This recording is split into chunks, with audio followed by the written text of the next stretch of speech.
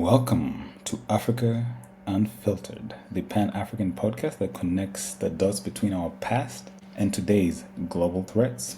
This episode is a wake-up call because what's happening now in Los Angeles, military forces deployed on civilian streets, federal power overriding local authority is not new to us back in Africa. We have witnessed it before in Nairobi, in Harare, in Kampala. If we don't learn from history, the future will not be free. Now, in Kenya, between 1963 and 1990, before I was even born, independence under Mzee Jomo Kenyatta, followed by Daniel Toroitich Arap Moi's presidency.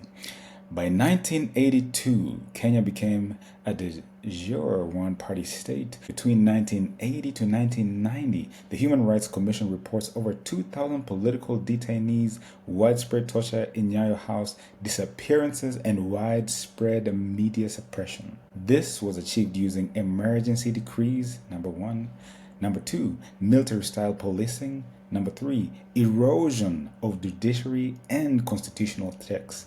And number four, criminalizing dissent. Does this sound familiar, guys? This is exactly what is happening in the year of our Lord 2025. Authoritarianism doesn't arrive suddenly. It creeps in, wearing the mask of unity and stability. Fast forward to 2025, again in the year of our Lord. Amid widespread protests fueled by immigration raids, President Trump had deployed over 4,000 National Guard troops and 700 active military Marines to LA without Governor Newsom's consent. The deployment cites Title 10 authority to protect federal property and personnel. Legal aspects note this contravenes the Posse Comitatus Act, which limits domestic use of military forces.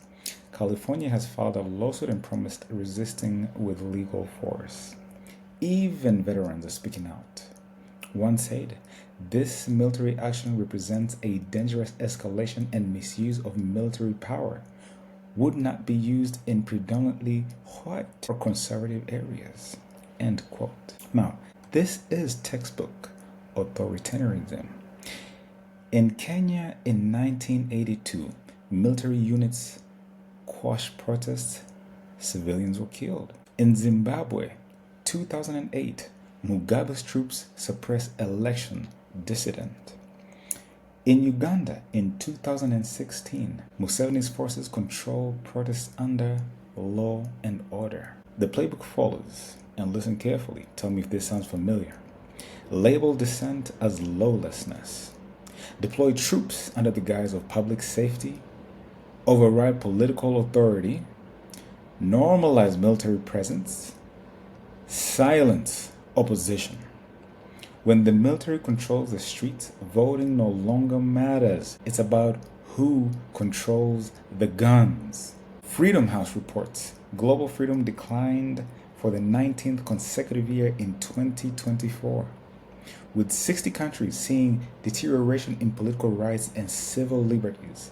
In Africa, only 8 of the 54 countries are considered fully free. Authoritarian regimes now govern over 70% of the continent's population. This isn't theoretical, it's happening everywhere, including the US of A.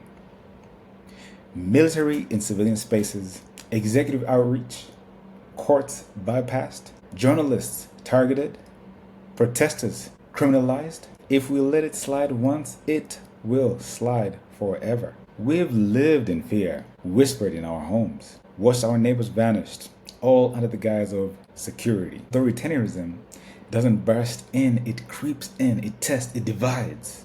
Today, Africa Unfiltered stands not just as a recorder of African history, but its guardian, ensuring our stories warn others before it's too late. If today's podcast moved you, please share this episode. Talk about it. Challenge your leaders. Protect democratic norms. Authoritarianism doesn't need your permission to grow. It only needs your silence. Again, this is Africa Unfiltered, Vision 2050. I am your host, Kuya. Until next time, stay awake, stay free, and stay bold. Thank you.